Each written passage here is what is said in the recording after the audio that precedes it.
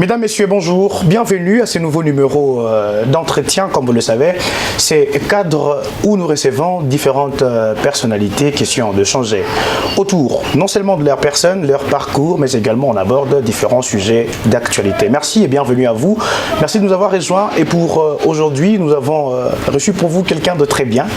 Quelqu'un que vous connaissez certainement ou vous connaissez peut-être pas, mais ce qui est sûr, Mtetezi Télévision, la voix de minorité, vous permettra aujourd'hui en ce jour de connaître ces grands messieurs. Monsieur Djamel Ouseni, bonjour. Bonjour mon ami. Vous êtes citoyen congolais parce que vous aimez qu'on vous appelle... un citoyen lambda. Comme ça, et oui. Vous êtes citoyen lambda, très passionné du Congo. Nous vous voyons sur Internet, nous vous voyons dans le groupe WhatsApp. Vous défendez la cause. Bec et ongle. La cause noble de notre beau et cher Congo. Alors, qui est Djamel Ouseni? Notre public a besoin de connaître ce que vous êtes, ce que vous représentez. Djamel Ouseni, c'est un natif du Congo. Malheureusement, aujourd'hui, on parle de père et de mère. Et moi, je suis congolais de mère, mais pas de père. Ah, vous n'êtes pas congolais de père. Donc, la loi Tchani va vous coincer au cas où vous aurez... non, c'est du n'importe quoi. Mais j'ai le Congo dans les cœurs et le Congo dans les sangs. Très important. Et je sais qu'il y a des Congolais de père et de mère qui continuent à trahir ces pays. Et moi, une chose, j'ai dit aujourd'hui, ces images vont rester. Je suis un fils idéologique de Mosé Kabila. Ne jamais trahir le Congo. Jamais. Vous le dites par la bouche ou c'est ce que vous ressentez? Je le sens dans mon cœur. Jamais, jamais trahir le Congo. Alors nous allons commencer directement par là, parce que vous avez parlé du patriotisme que vous avez, mais alors que vous n'êtes pas congolais de père. Qu'est-ce que vous pensez de cette initiation, de cette loi qu'a proposée Non, mais je pense que de l'analyse que je fais, l'analyse des rapports de Tchani avec certaines hautes personnalités de la République, je pense que cette démarche de Tchani visait un individu, Moïse Katumbi. Ah bon? Parce qu'ils ont eu plusieurs bruits entre eux. Non, parce que Moïse Katumbi a récupéré le dossier après. Tchani a initié sa loi d'une manière générale. Et Katumbi, bon, je ne parlerai pas ici d'une agitation, mais Katumbi a récupéré, le camp de Katumbi a récupéré cela et voilà, ça a donné... Parce qu'il n'est pas de père. Et il y a même certaines personnes qui disent qu'il n'est ni de mère. Qu'il n'est même de mère. Donc, mais quand je regarde tout ce que Katumbi a fait pour le Congo, moi, s'il m'arrivait et on me demandait de voter, je peux voter pour Katumbi. Ah, ok. Vous allez voter pour Katumbi? Oui. Ça, c'est... Non, je peux. Ah, je peux. Pas que je veux.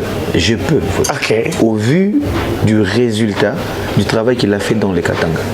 Très bien. Je ne suis pas pour Katumbi, hein, que ce soit très clair. Oui, ça se comprend. Mais objectivement, je peux voter pour Katumbi. Bien que parfois je trouve qu'il n'est pas un bon communicateur. Et en politique, il faut savoir communiquer ses idées. C'est un défaut. C'était une parenthèse, Djamel Ouseni. Ferme, bien sûr. Oui, je vous ai demandé tout à l'heure de dire ce que vous êtes parce que moi je vous connais sous beaucoup de casquettes, à ce que vous le savez. Je vous connais comme président de l'association de musiciens du Congo Nord Kivu, je vous connais comme entrepreneur, je vous connais comme patriote, je viens de le dire, comme un citoyen congolais. Et est-ce que vous pouvez dire à notre public qui vont suivre cet entretien, suivre cet entretien, vous êtes qui? Qu'est-ce que vous faites? En fait, d'abord, je suis acteur de la société civile, expert dans la gouvernance des ressources naturelles. Ça, c'est mon premier domaine d'expertise. Directeur d'une grande ONG, c'est Vactmine, qui intervient pratiquement dans 7 provinces de la RDC. J'ai conçu, élaboré et mis en œuvre et géré le plus grand réseau de monitoring des chaînes d'approvisionnement de minerais en 3T et or en RDC. Et c'est là depuis plusieurs années. Depuis mai 2012. Ok. À mon actif ou à l'actif de l'ONG que je dirige, plusieurs rapports qui traitent sur les questions des fraudes minières entre le Congo et les pays voisins, qui traitent sur la problématique de la transparence et de la redevabilité, la bonne gestion des revenus du secteur minier artisanal. Plusieurs rapports qui démontrent les liens directs entre les financements des conflits à l'est de la RDC avec les commerces illicites ou illégaux de l'or vers l'Ouganda et vers le Rwanda, et qui aujourd'hui nous pose un sérieux problème. Raison pour laquelle je donne raison au président Félix, et tant qu'expert dans ce domaine, j'ai dit effectivement, ces gens, ce qu'ils cherchent, c'est maintenir l'Est de la RDC dans une situation d'instabilité permanente pour avoir accès très très facilement à nos minéraux, notamment l'or, je vais vous dire pourquoi, et s'approvisionner au travers des réseaux qui sont gérés ou mis en place par ces seigneurs de guerre, dont la M23. Je vais vous donner un exemple. En 2013, il y a nos collègues de INF Project qui avaient, pendant le laps temps que l'M23 avait contrôlé la douane de Bunagana, 2012-2013, ils avaient exporté ou fait passer l'or d'une valeur de plus de 500 millions de dollars. Ça c'est INF Project. On parle de 650 millions de dollars, un truc comme ça, en quelques jours seulement. Quelques jours seulement. En Ouganda, aujourd'hui, nous avons une grande raffinerie, AGR, African Gold Refinery. Est-ce qu'ils ont de l'or, ces gens-là? Ils n'en ont pas. C'est grave, ça. Très grave. Bon, et le Rwanda a emboîté les pas. Je crois que nous allons, en tout cas, c'est la voie que nous allons prendre parce que c'est très intéressant. Alors, oui, parce en dehors de ça, je suis aussi passionné de l'art. De l'art. De la musique. Ça, je le sais. Moi, je vous ai déjà entendu chanter. Vous le faites bien. Je chante bien. Oui. Je chante avec mon cœur. Vous l'avez déjà entendu, en tout cas, un jour, si ici, on avait des instruments. D'ailleurs, on allait essayer quelque chose ensemble. Je te le ferai comme ça en live. Mais on n'est pas là pour ça. Mais j'ai aussi beaucoup d'amour pour le musicien. Parce que je vois qu'ici, au Nord Kivu, à l'est de la RDC, nous avons énormément de talents. Mais que tous ces talents-là ne sont pas bien encadrés. Raison pour laquelle, lorsque nous avons Yvon, qui avait la possibilité d'être candidat au poste de la présidence de l'IMICO, section Nord Kivu, donc l'Union des missions du Congo, nous avons postulé et par la divine providence, nous avons remporté haut la main. Félicitations pour une nouvelle fois. Je vous en prie. Je suis également homme d'affaires, businessman, parce que je cherche à gagner honnêtement ma vie. À mon actif, 4 entreprises, dont Sievaltmin, GMS, qui intervient dans les domaines du multimédia et du divertissement. Il y a aussi Jamal Business Investment, qui travaille dans le domaine de la mise en valeur de produits de première consommation, viande, produits laitiers et autres. Nous avons aussi Golden Lux Network Business. C'est un grand projet que nous sommes en train déjà de mettre en place. Voilà. C'est ça, Jamal. Intéressant. Jamal Husseini, très jeune, avec un parcours aussi radieux. Franchement, c'est impressionnant. Il faut qu'on En fait, j'aime le travail. Ouais. J'aime le travail et la plupart des gens me disent, mais Jamal, tu vas vieillir vite, tu vas mourir et tu vas nous laisser. Parce que je travaille. Quand les autres dorment, c'est l'ère à laquelle moi je me réveille pour travailler. Idéologie, stratégie, ça sont les termes que vous aimez beaucoup employer. Je me rappelle, j'ai eu une conversation avec vous. L'idéologie, stratégie, Jamal Husseini, l'homme de l'idéologie et de stratégie. Très impressionnant. Alors, vous avez dit ici que vous nourrissez une passion considérable pour votre Congo que vous portez dans les cœurs. Vous êtes fils du Kivu. Comment ça vous fait? La situation actuelle, résurgence du M23. Je suis toujours peiné. Et parfois, j'exprime la situation avec des mots très très durs. Je n'hésite pas à traiter le président du Rwanda, M. Paul Kagame, des criminels, où je les rends responsables à titre individuel. Et j'ai dit que sa place n'est pas à la tête d'un pays comme le Rwanda, qu'il a pris en otage, et que sa place serait vraiment en prison pour tous les crimes qui ont été commis en RDC par le fait de sa politique. Je n'hésite pas à les dire. Je n'hésite pas à condamner l'ancien président du Congo, M. Joseph Kabila, d'avoir détruit notre système de défense qui aujourd'hui nous sommes en train de peiner. Les infiltrations ici, les infiltrations là-bas, jusqu'au sommet de l'État. Et quand je vois des gens aujourd'hui dire mieux vaut, je dis ah, nous les Congolais, pourquoi avons-nous une mémoire si courte? Mais demain, moi je sais, l'avenir du Congo est radieux. Ce n'est pas pour rien qu'on jette de pierre chaque jour au Congo. Parce que le Congo, c'est un arbre qui porte du fruit, malgré tout ce qu'on est en train de le faire. Moi, je dis que le Congo subit une complicité internationale. Et les gens, ils se sont mis, certains cercles de grands érudits, se sont mis à l'esprit que pour bien exploiter le Congo, pour bien travailler au Congo, il faut les rendre faibles. Parce qu'ils savent les potentiels du Congo. Un Congo fort, un Congo uni, un Congo prospère, ça serait la révélation.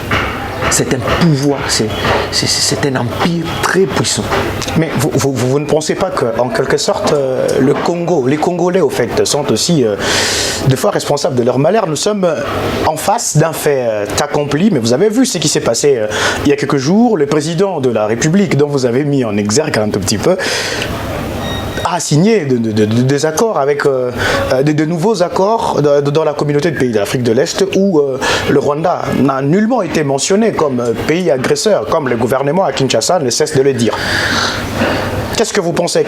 Quelle analyse vous faites d'abord en termes de ces nouveaux accords, de ce énième accord signé par le Congo avec le pays voisin que vous identifiez ici comme agresseur? Le monde politique ou le monde des nations, il est fait de deux choses, des intérêts et du rapport de force. Les nations sont dans une logique de continuité. Ce que je fais aujourd'hui, si je suis par exemple bourgmestre, ce que je vais faire aujourd'hui comme action ou ce que je vais prendre comme initiative, c'est lui qui me remplacera, trouvera les effets de ce que j'aurais fait. Je ne suis pas pro-Tshisekedi. Oui. Je ne suis pas membre de l'Union sacrée. Je ne suis pas membre de l'UDPS. Mais je me mets à la place de l'homme. Et moi, sincèrement, parfois j'ai de la compassion pour notre président. Pourquoi? Parce qu'il a trouvé en fait un pays à genoux. Un pays qui a été, comment je dirais, qui a été noyauté, affaibli. C'est comme un organisme humain. Quand le système immunitaire est faible et malade, le reste ne suivra pas. Parce que la personne sera toujours malade. Mais une petite grippe qui vient. Il a reçu un mandat pour. Il a trouvé un pays à genoux, on ne refuse pas, mais il a reçu un mandat pour. On a détruit les pays pendant 18 ans. C'est vrai, nous les Congos, nous avons des attentes, et beaucoup trop d'attentes. Et on veut de lui de l'efficacité. Parfois, je regrette, il y a certaines communications de la présidence qui me disent, mais j'ai dit, mais ces gens ne devaient pas. Ils ne devaient pas. Vous voyez? Il y a des choses qui ne doivent pas sortir du cadre restreint de la présidence. Parce que les Congolais ont des attentes vis-à-vis de leurs dirigeants, de leurs leaders. C'est lui qui doit leur tracer la voie. Et on a besoin de cette voie-là. Le président Tshisekedi doit nous montrer la voie. Dire, voici, je veux ça. Pas seulement au gouvernement, mais au peuple. Qu'il parle au peuple. Et le peuple va l'écouter. Est-ce que pensez-vous que le président porte vraiment à cœur ce qui se passe dans la partie est de la RDC? Oui. Hier, par exemple, vous avez vu sur Internet, hier, le président était dans une fête. La communication politique comme spécialité, lorsque ça brûle chez toi, on ne peut pas s'afficher comme ça. Est-ce que raison pour Kinshasa s'en fout, à part? Raison pour la... Non, ne créons pas la brusure Est-Ouest. Ça c'est une rhétorique que nous devons bannir. Certes, les humains, nous avons des faiblesses. Mais que nos faiblesses ne puissent pas porter atteinte à ce que nous avons de plus précieux. Les Congos. L'unité du Congo. Dans sa diversité, dans sa grandeur. Le Congo est un et indivisible.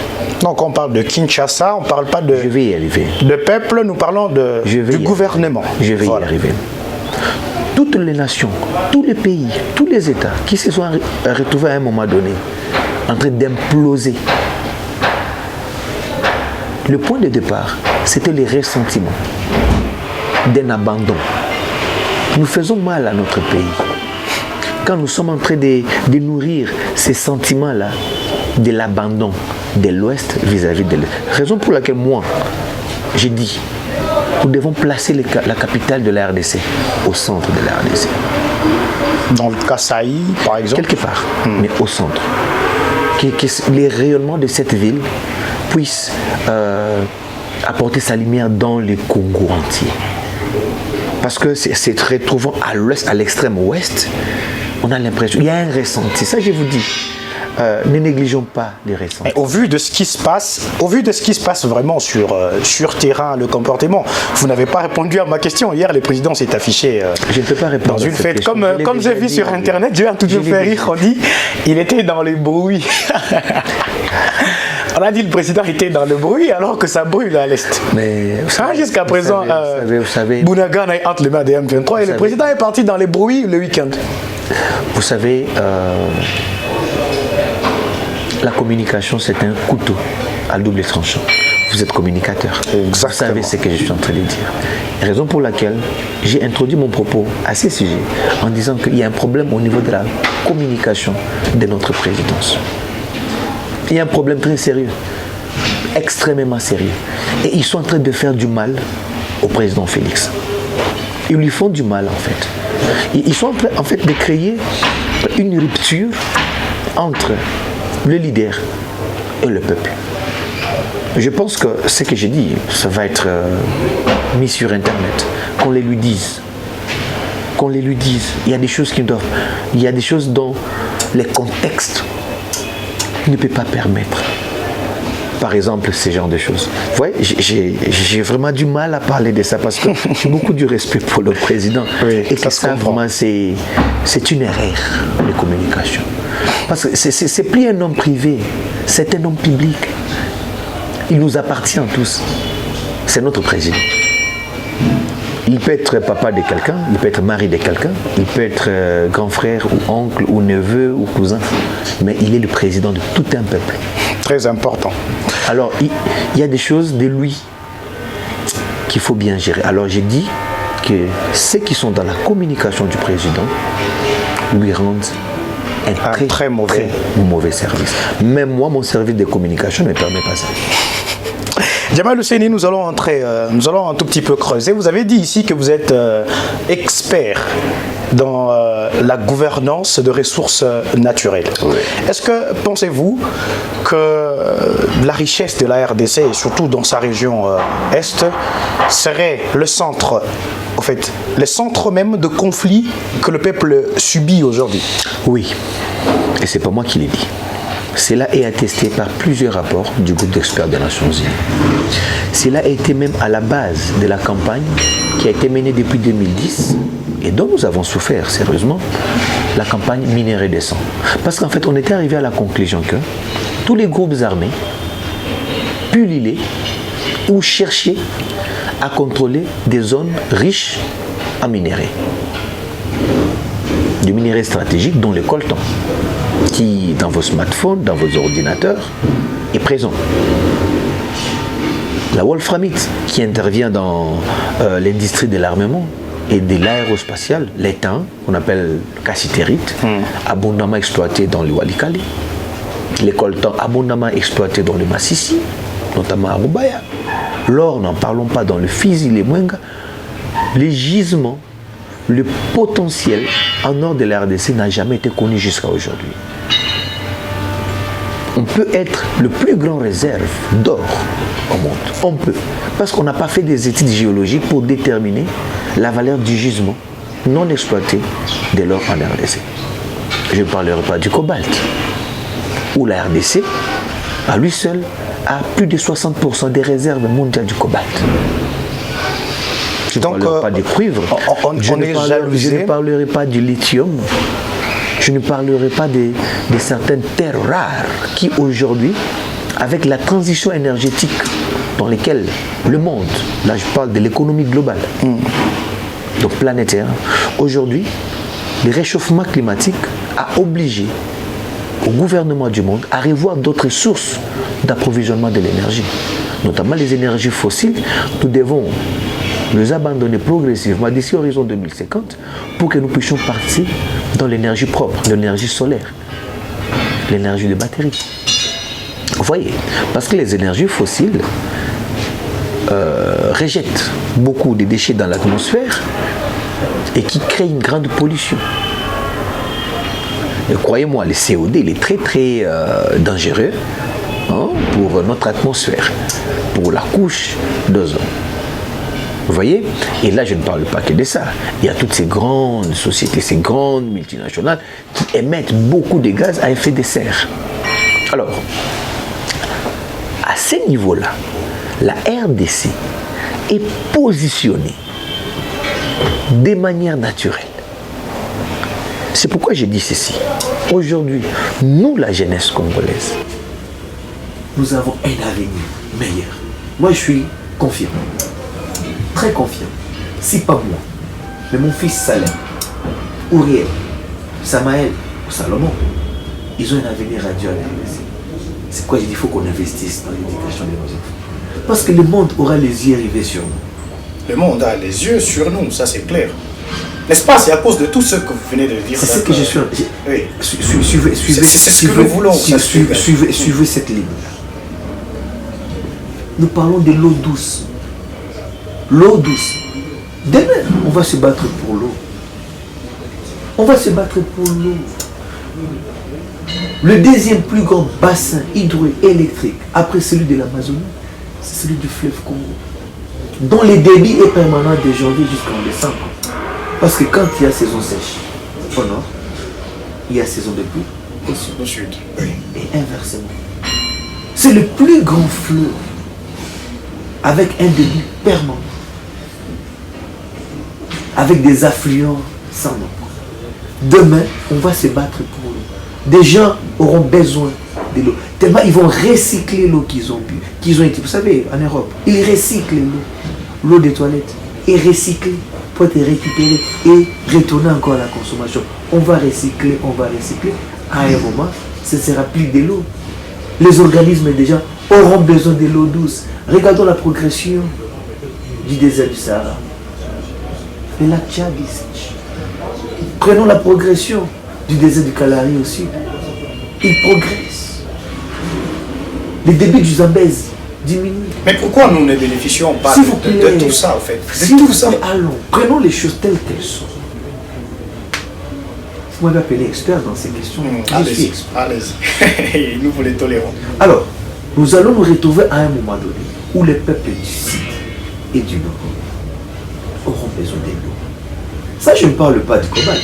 Je ne parle pas du coltan minerai stratégique. Je ne parle pas des lithium. Je ne parle pas de tout ça. Nos batteries, quand nous allons commencer à avoir des voitures avec 5-10 grosses batteries qu'il faut recharger parce qu'on n'a pas. Aujourd'hui, il y a des voitures hybrides. Il y a des voitures aujourd'hui électriques. Oui. Vous voyez, quand on dit électrique, ça veut dire quoi? C'est l'électricité. L'électricité doit être quoi? Amagasiné. Et ça va être amagasiné dans quoi? Dans des batteries.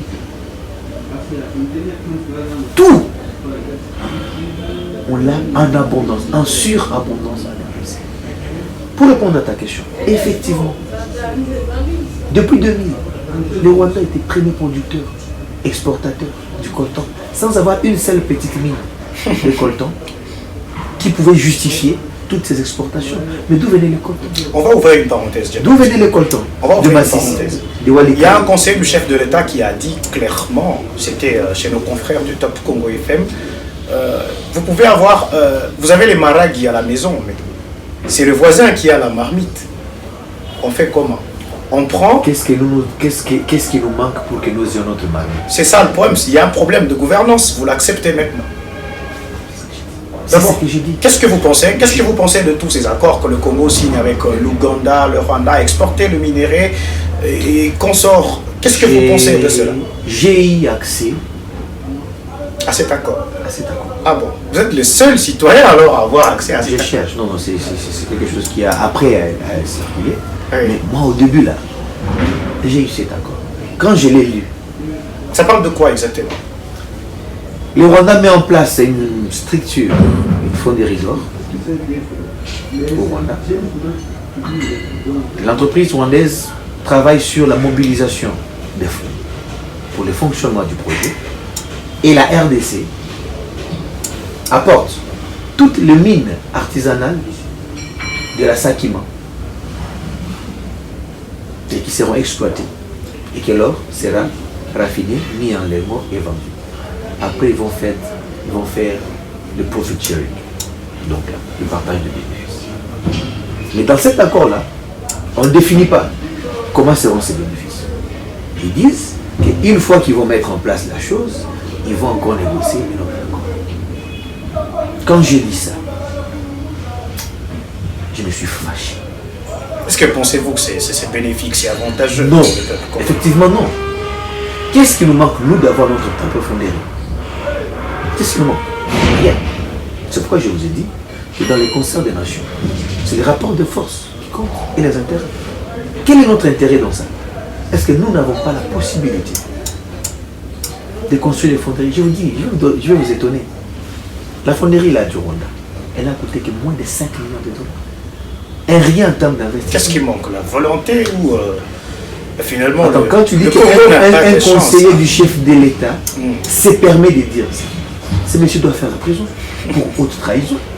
Comment il peut se permettre de faire ça? Mais il est conseiller du chef de l'État. Personne ne choisit l'entourage pour le président de la République. Raison pour il choisit son entourage lui-même. J'ai raison pour laquelle je l'ai dit avec fermeté et conviction que notre président est extrêmement mal entouré. Non, qui a choisi pour lui son entourage? Ça c'est dit, c'est de sa responsabilité. Voilà, exactement. C'est de sa responsabilité. Parce qu'on a de mauvaises personnes autour de nous. Il ne faut pas croire que nous on est bons finalement, parce que personne ne choisit pour lui son entourage. Exactement. Mais en 2023, ou s'il y aura des élections, ce ne sera pas son conseiller qui sera jugé par le peuple. Ce ne sera pas son expert en communication qui sera jugé par le peuple. Quand la sanction du peuple va venir, ce sera le président Félix Tshisekedi qui sera sanctionné par le peuple. Djemal Husseini, nous sommes en train d'aller petit à petit vers la fin. Vous êtes expert, vous vous dites expert dans la gestion, la gouvernance de ressources naturelles. Et tant qu'expert, quelle est la solution concrète que vous pouvez proposer, par exemple ici, parce que cette émission certainement sera suivie par plusieurs personnalités, le conseil que vous pouvez donner, ou soit l'appel que vous pouvez lancer pour la gestion, en fait, gérer ce que nous avons comme ressources naturelles afin d'atténuer le conflit, pourquoi pas terminer avec ces problèmes de l'insécurité. Quelle stratégie faudra-t-il mettre en place? L'insécurité en RDC, bien qu'il soit exaspéré par la présence de cette abondance en termes de ressources naturelles, mais l'insécurité est due à la faiblesse de notre système sécuritaire. Raison pour laquelle je l'ai dit ici. Le mal que Joseph Kabila a fait à notre pays, on mettra 1 ou 2 générations pour les corriger. Il nous faut encore 50 ans, c'est pas 3 ans. Non. La manière dont notre système sécuritaire a été infiltré. Il y a des gens aujourd'hui qui sont des élites dans notre système politique, dans nos institutions et dans l'armée, qui doivent leur ascension sociale aux ennemis de notre pays. Que ce soit du temps de l'AFD, du RCD, du CNDP et du M23 que nous sommes en train de voir. Il y a des gens qui doivent ce qu'ils sont à ces systèmes-là. Il y a une vidéo, une interview de M. Paul Kagame que j'appelle criminel avec un journaliste. Il a fait une grande révélation. Il a dit, là au Congo, il y a des gens qui travaillent pour nous. Même à la tête, il y a des gens qui travaillent pour nous. C'est nous là. C'est ainsi. Alors, nous nous rendons compte en fait qu'il y a un système que M. Paul Kagame identifie en un nous. Et c'est contre ces systèmes-là que le Congo est en train de se battre aujourd'hui. Alors, si nous voulons dégager notre pays de tous ces miasmes-là,